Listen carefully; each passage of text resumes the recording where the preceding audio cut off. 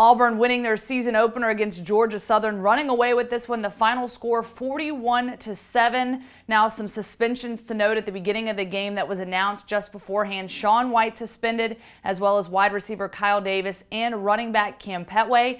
Gus Malzahn said after the game that this was between them. Kyle Davis, Cam Petway will be back next week. However, Sean White will be available again in week 3. Now I bring in Tom Green from the Plains to break this down with some analysis of the football game. Jared Stidham getting his first start at quarterback. Your thoughts? What does he need to work on going into week 2? Well, it was a highly anticipated debut for Stidham, who hasn't played in an actual game in 651 days since November 21st, 2015, when he was back at Baylor. So it's been a while for him to get back out there. Looked a little rusty, maybe a little timid at first. He had a bit of an uneven start, committed a couple turnovers. One of them was an interception on a ball where the receiver just didn't create enough space, and he kind of forced it in there. Then a couple plays later, he got sacked on the blind side and fumbled it, and that actually resulted in Georgia Southern's only points of the game. So there's some things he had to work on over there, but it seemed he settled into the groove, especially in the second half.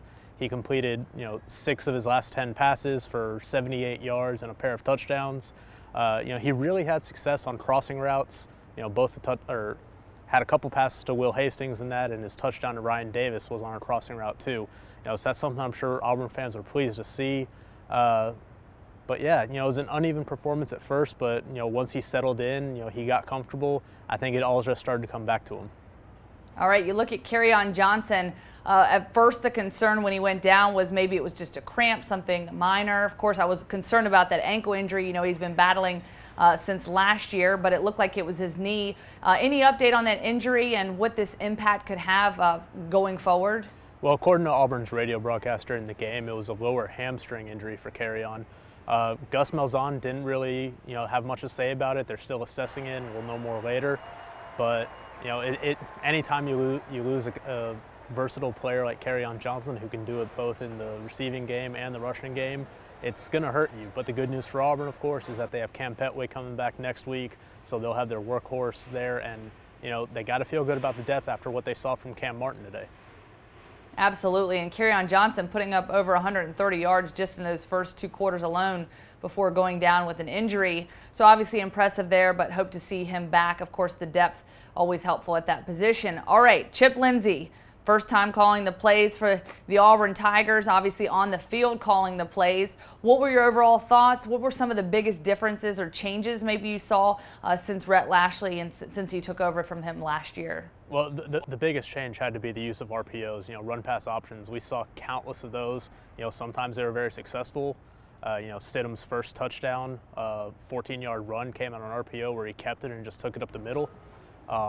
Sometimes it wasn't successful. At the time, Stidham got blindsided and Georgia Southern recovered and scored a touchdown on it. But, that was probably the biggest thing. The run pass distribution wasn't as close to equal as they maybe thought they wanted. I think that's just the way the game dictated it, though. It was about a 70-30 split tonight, but they want to find more balance. So I think we'll see that more moving forward. All right, sounds good, Tom. Thank you so much for the analysis. All good stuff there. Of course, Auburn getting ready to go on the road to the defending national champion Clemson. So obviously it will be a tough road game. Certainly looking forward to that. Thank you so much again. We appreciate it. And of course, for all your Auburn Tiger updates and analysis from this football game, you can visit us on AL.com.